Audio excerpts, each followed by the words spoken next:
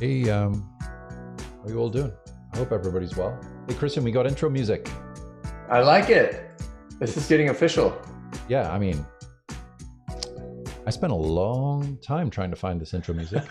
It's not that easy. No, especially not royalty free. Right. I'm back. Cool. We're back. Live share. We're back. This is good. It's been a couple of weeks, and I kind of missed working on these things. Yeah, I know. It has been. We've both been busy, but that just means put a lot more time into getting the information that we want to share with you. So, and it's good stuff. Well, today we'll be talking about Canary automation, right? So we've been thinking about the problem in terms of what is a service mesh going to do for developers? Yeah. And what are the things that a developer might care about the service mesh can do? And you know, we've covered a few topics that I think are really important, and we got a few more today. We're talking about Canary automation. Yeah, and I think this is going to be interesting because, like, you know, like I try to say these things without being completely biased. I mean, like, people look at the logo on my shirt and they're like, yeah, well, like, of course he will say this. But I genuinely try to look at these things from the perspective of a practitioner, because that is what I am. I am a practitioner, right? I'm same with yourself. We've been building software, and I really think that service mesh is a good piece of technology, and I really think it's a great piece of technology for developers, and I'm excited to be able to share this sort of stuff.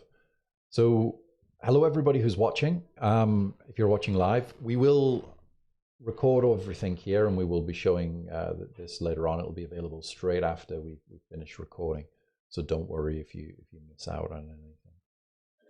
Service mesh for developers and Canary deployments. Canary deployments, I think in general, something which is quite challenging to do, and I think pretty essential as well. Why do I think it's essential? So I'll give you my view, Christian, and then you can maybe give me your view on why you like them. Yeah. I like Canary deployments because I'm going to put my hands up in the air and I'm going to say I make mistakes occasionally. And I don't do it deliberately. No, it's true. It's true. I know you'll never normally hear me admit that, but occasionally it happens. And I think for me, the core reason is that you have a drift between features and tests. So we all like to take a test-driven approach, but your code is only as good as the tests. So if you've got missing tests, you've potentially got missing code. And if you've got missing code, you could have bugs. So I think there's a lot of edge cases which can kind of manifest, which is why kind of just a straightforward, even testing, integration, and manual testing approach can miss. So with a Canary deployment, what we're going to do is we're going to slowly release to account for the unknown unknowns. Yeah, absolutely. Another thing I'll point out is that your testing might and hopefully catches functionality bugs, but what's very difficult to simulate and test is environmental bugs. Yeah. And specifically production environmental bugs without being in production.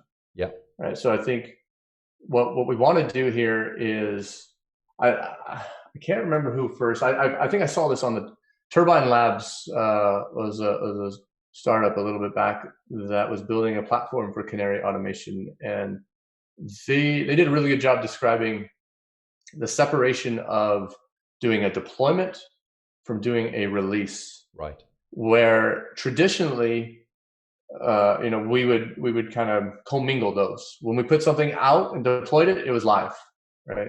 But if we could separate out the step of deploying something into production and then making it live, then we have more control over being able to do testing in production, although the phrase might be scary.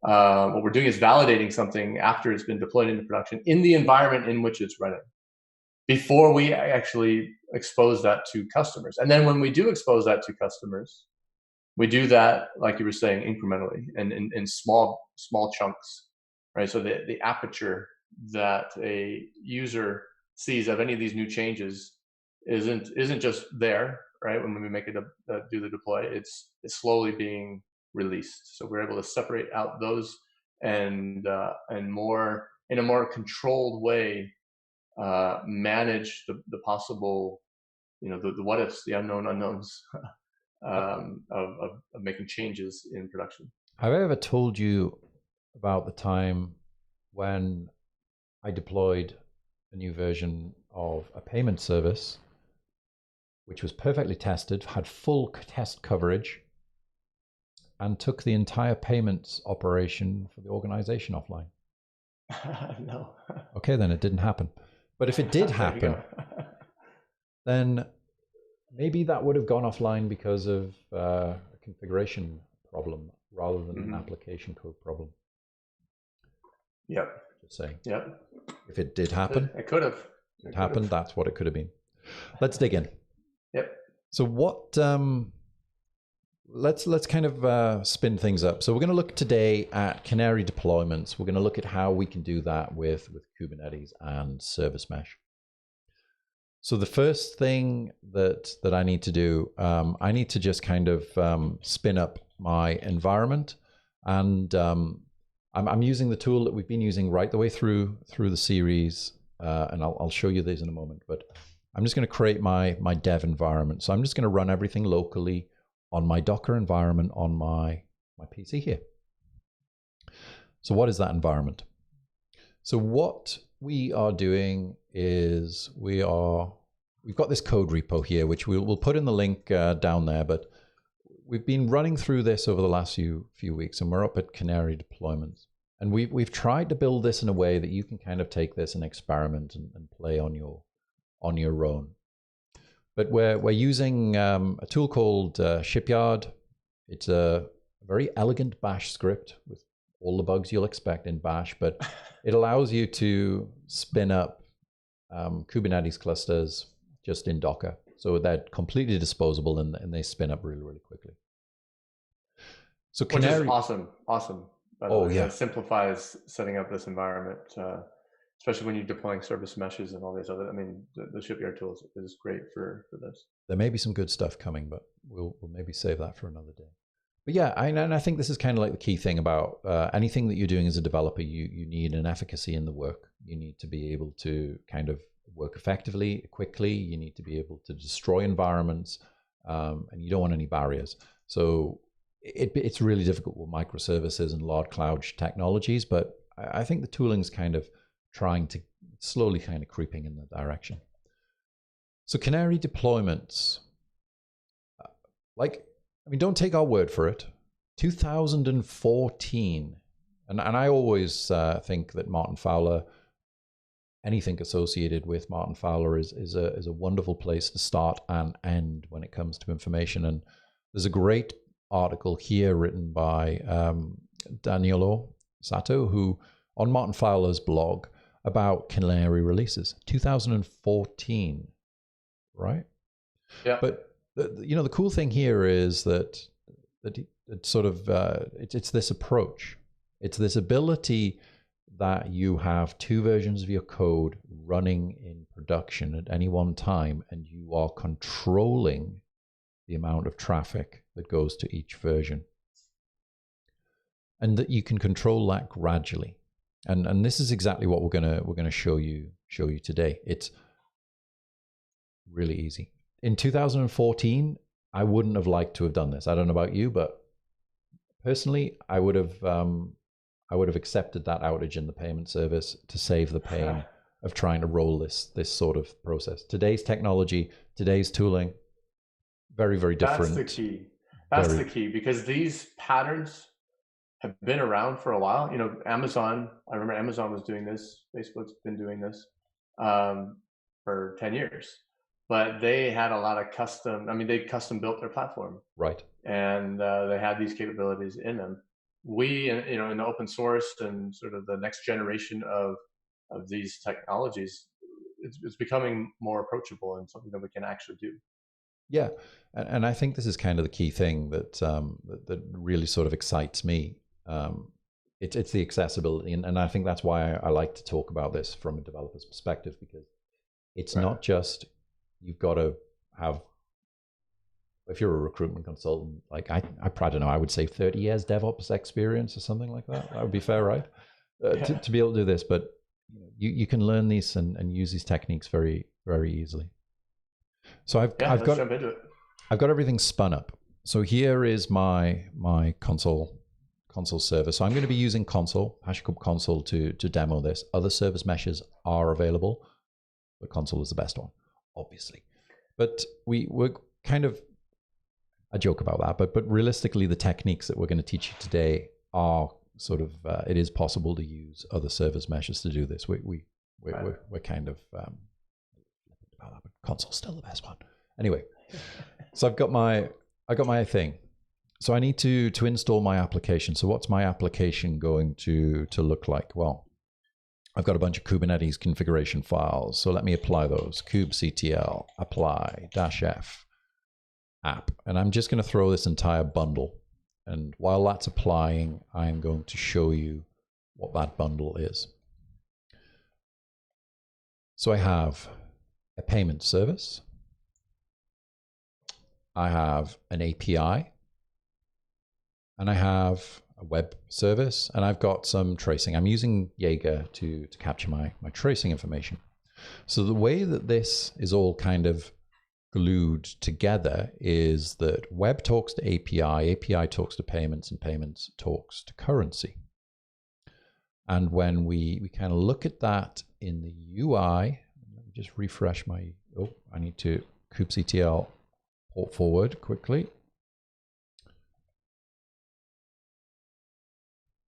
Let me just access that pod in my local cluster. So when I look at things there, you can see the kind of the chain of calls very, very sort of simply showing up in my dashboard. And I can see web is hitting API v1.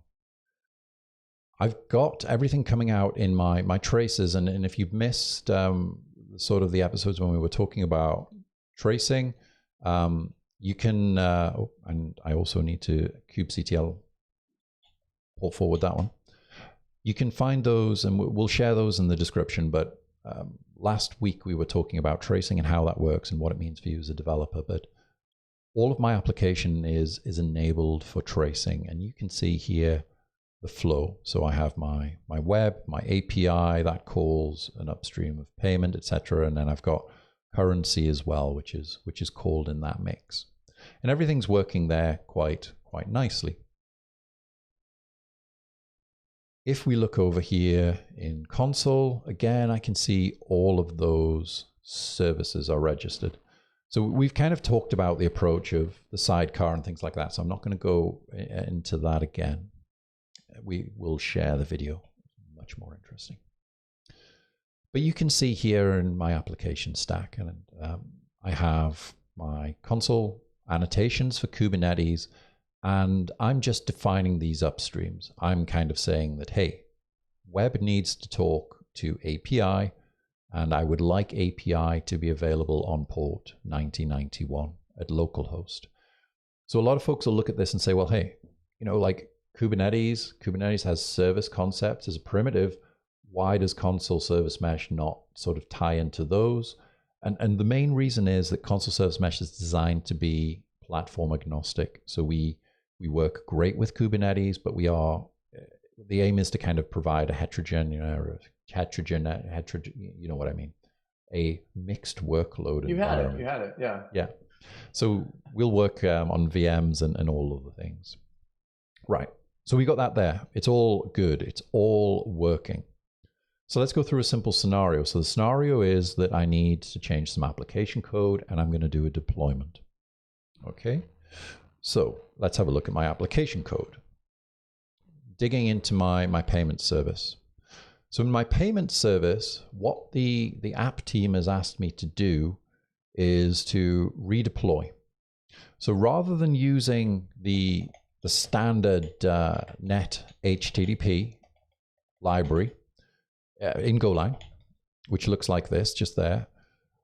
What they've done is the platform team has actually developed their own HTTP client, called custom library. It's supposed to be pretty good, so I've been asked to deploy it. I'm just going to do as I told for once. So let me substitute that. So their new library, they've called it Sleepy, and it looks fairly good. I mean, the interface is exactly the same as net HTTP, but let's just build that and deploy it. So I would ordinarily, I'd commit my code and I'd push that to CI. I'm gonna cheat ever so slightly by running the build on my local machine, but you can assume it's doing the same thing. So I've just done my code build. I've built a Docker image, and I can now push that Docker image to my cluster. So with one of the nice features of Shipyard for running our local images is we can develop everything locally, and we can just push that image up to the local Docker registry in our Kubernetes cluster, so that we don't need to push it off to a remote registry or anything like that. It's just a little bit more efficient. Yeah, that's super handy. Right. So now our next step, well, we've made our code change. I guess we should probably just update our payment service with the new version, right? So let's just do that. I'm going to run version 3 of broken service. A lot of people have faith in my code calling stuff broken service. I don't know. But let's deploy that. So again, I'm literally just going to kubectl apply that app folder. And remember to type apply as well, just for kicks. So that's running. So now we can kind of, while that's running and that's deployed, let's test our service again. I've just gone for a cup of coffee. I've walked away from the screen. I've done everything that I should have done around a deployment because my code never fails. I've got somebody on the phone, Christian. They're saying that the new service is broken. I can't be. Tell them to check their service. Yeah, exactly. It can't. It can't be. It does definitely look broken though. So I'm going to check my logs. Let me check my traces. And sure enough, it's looking broken. So let me dig into this. I can see here that the call upstream is broken, and I know that the chain is API to payment service. So let's dig into those logs. What do we got going on here? So the tracing is telling me that error communicating with upstream service, net canceled, timeout waiting headers. Okay, problem. So I'm going to do what anybody would do, and that is very, very rapidly, I'm going to roll back that change. I'm going to reapply things. I am going to pretend nothing ever happened. Fingers crossed when I refresh this, it's back to normal. So nothing ever happened there, didn't break. Honest. But I think that, the core problem is that I've gone through that whole process. I've tested that service. I've checked my code. I've got my unit tests. I deployed it to production and it still broke. Right. So is there a better way? And there is, and that's to use the Canary-based approach. So what we're going to do is something like this. So we have our web service, and our web service is going to route between API version 1 and API version 2. Technically, API 2 and 3, and we're using console service mesh to be able to do this. I don't need to code anything into Nginx. I don't need to code anything into any other of the API gateways or anything like that. I'm just going to do this all through configuration because I'm already using service mesh. And it's nice and easy. So let's take a look at what that's going to look like. So what I need to do is I need to apply some configuration. So I'm going to use some central configuration called a service resolver, and this is part of the layer 7 configuration in Consul, kind of the stuff that allows you to do this very sophisticated routing and splitting. And I'll post a video down below of some more sort of in-depth discussion around that. But this is what it looks like. So I've got this very simple configuration file. I think it's very straightforward to understand as a dev, and I'm happy interacting with it. But I have a service resolver, and it relates to the payment service. And then I'm defining these subsets. So I'm going to say the default subset is blue. Okay. And then I've got this list of subsets. So I'm defining a blue subset, and I'm saying service meta version is 2. Okay, so that makes it a blue subset. And then service meta version 3, that makes it a green subset. Well, what's that all about? What that is, that corresponds to the service metadata. So in Consul, you've got the ability to add metadata to a service. So if we look at our payment service here, you can see that I have metadata. It has version of a value 2. So then what that will do is if I look at my subset, service meta 2, it's going to attribute that and it's going to put it into the blue group. I don't have any green services running at the moment, and that's fine because by default, all of my traffic is going to go to blue. So what I can do is I can apply this configuration, I can deploy my service, and it'll be sitting there on the cluster, but it'll be inactive. So let's give that a whirl. So how do I apply that service configuration? So there's a number of different ways to do it. I can use APIs, I can do sort of CI or anything like that, but like as a developer, what am I going to do? I'm just going to use some command line tools to interact with a cluster. So I'm just going to use the Consul CLI tool. It's very lightweight Go binary. So to deploy my service resolver, I'm going to use the command consul config write and payment resolver. And that's it, it's done. So that's now written to Consul, and I can I could check that out and do consul config list, and then it's service resolver. And you can see I've got that there, it's been written. But what I'm really interested in doing is deploying a new version of my service. So when I look at my existing blue service, I'm using these Kubernetes annotations. So I've said that service meta version of 2 and service tags of 2. And what that does is those annotations are setting the metadata inside of Consul. Because the metadata is set inside of Consul, I can leverage them for those layer 7 configurations. So I'm going to now define a brand new version of this because I want this one to exist. I want that pod and that deployment to exist in there. But what I'm also going to do is I'm going to deploy a green version. And my green version has a meta version of 3. It's using my v3 service. And if you just quickly bounce back to that resolver, see, green is meta on v3. So let's deploy that service. So kube ctl apply -f payments green. And if I have a look at my sort of Kubernetes setup, you can see I've now got those 2 deployments. I've got my blue instances and my green instances. Bounce over here to Consul. And if I refresh this, if you look now when I click on the payment service, I've now got 2 instances. So I've got the blue instance and I've got the green instances. The blue instances, metadata version 2, and the green instances, metadata version 3. Now over here, just refreshing my fake service there, And I mean, that's working perfectly fine.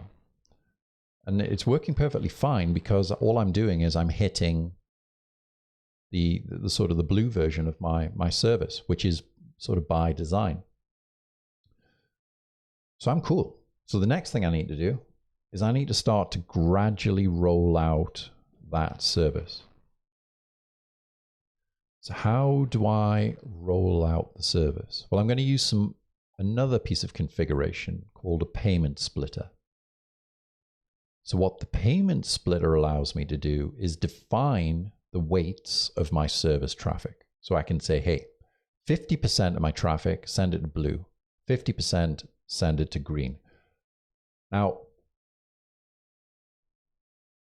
I would normally say at this point that I never make mistakes. So 50-50 split for me is totally fine. But I've already admitted that that's already a lie. So I would generally kind of take a little bit more of a conservative approach on this. And I think it depends on the traffic that you send to your service, but you want to start very, very low. Maybe start with 1% of all traffic and slowly increase it, or increase it in increments. We're just going to go straight 50-50 because it's like if I have to refresh my browser 1,000 times to get this to work, it's going to make for pretty dull stuff, right? But let's do that. So 50-50. So how do I apply that? I apply it exactly the same way. So I'm just literally just going to do console config write, and I'm going to do my payments splitter. Oh, sorry. I just need to apply also my service defaults. The reason I need to apply my service defaults is because I need to tell Consul that I'm specifically going to be using HTTP for my services rather than what was previously just TCP. Normally we just have these as a global. So writing the payment splitter, there we go. And well, let's have a look. Oh, it's looking broken. It's hitting my bad version of my service. Oh, but half of my good service. And I can refresh that. Nope, I'm hitting the bad one again. So what I'm doing now is I'm kind of balancing that traffic, and it's an approximate 50-50 split. Over time, it would be very, very close. But not every instance is now hitting the bad service. Again, what this is allowing us to do is to detect that there's a problem running in production. Again, I can use my monitoring and my observability to be able to kind of do that. I am just kind of hitting that 50-50, as I say, for demonstration purposes. But you can clearly see that I have deployed something and there is an intermittent problem here. So I need to roll it back. So when I rolled it back before, what I did was I changed the deployment, but I literally affected 100% of my traffic. Well, to kind of roll it back this time, what I'm literally just going to do is just roll back the traffic. So I'm going to go 100% on blue, and I'm going to go 0% on green. And I'm going to apply that payment splitter. So let's have a look. That will have immediately taken action. And that's one of the nice things about Service Mesh, that you don't have to wait. So there. One thing I want to point out is that it's doing it at the request level. Right. It's doing it at the L7 level. Other load balancers that may operate at a lower level, they can only balance out the connections and kind of put them, load balance the connections and apply weighting to them at the connection level only. Yes. Whereas here, Consul Service Mesh is able to look at each individual request and then do the weighting based on that. Yeah, and it's just easy. I mean, I think two very, very simple configuration files for something which is a very sort of powerful feature, I think. Right. And that's pretty much it. That's Canary load, like canarying on Service Mesh. I kind of feel let down that I don't have anything else to show people, but maybe that's a good thing because that's fine. That's why we're doing these in different nice segments, and easy. right? Yep. But again, let's say I make another little change here and I change my weight back. I can just write that payment splitter. It's very, very fast to act. And then I'm going to hit like 90% of my traffic's going through to my main. So you can see that's working most of the time. And then, oh, there we go. I've hit a bad one. 10% of the traffic is going to hit the sort of the faulty instance. You can kind of configure those balances depending on the traffic of your service, the importance of your service, how confident you are in the deployment, all of those things. But I think it's a really, really nice and elegant way of doing deployments. And again, what does that mean for a developer? So I think we kind of touched on this last time, and I kind of want to, this is my parting thought, if you will, is that I think that something like service splitting for a Canary is an application concern. And if it's an application concern, it's owned by the application team. Now, if you're a larger organization with multiple teams, then I think it's fine to say that you will have operations people and developers working together in that DevOps mindset. So you will have specialists in your team, but as a developer, we should understand how this works, because we can actually leverage this to our advantage. And really, it's very straightforward. It's not like you've got to kind of demystify systemd and good luck with that. I'm not helping. Right. Yeah, so that's all good. I think in some of the next sections or the next series, the next episodes, I mean, we're going to build on this where we saw errors. What do we do? How do we debug them, right? And how do we do that from a developer's perspective, not just troubleshooting, but actual debug? Yeah. And we'll be looking at that in the next few episodes. Yeah, I'm pretty excited about this, because I think we kind of complete the circle with the next show, which I think is next week. We are going to show you how to debug your services in production. So in this example, it was pretty straightforward. It was fairly easy to see where the problem was, and the tracing helped me out a lot. But sometimes you have, and I think more often than not, the sort of the problem is the input which leads to an issue. It's not necessarily so clear. You can put valid input into a system and it performs amicably. Generally, those are your known test cases. And you can put bad input in, which you've crafted to be bad, and it works amicably. But it's that unknown input, that strange manifestation, and being able to live debug and do all of these wonderful things that you're going to show us with Loop and Squash next week. I'm pretty stoked to see all of that. Yep. So definitely join us for the next episodes, and we look forward to it. As always, it has been a pleasure, Christian. Thank you so much for taking the time to join us today, and I hope you all have enjoyed. Hey, by the way, we got to say this, because you got to get used to this. I've been researching this. Like and subscribe, and all you people who are watching, smash that bell button. Like, I get paid on likes, and I've got 5 dogs and a mortgage. If I don't get my likes, so we need those likes. Yeah.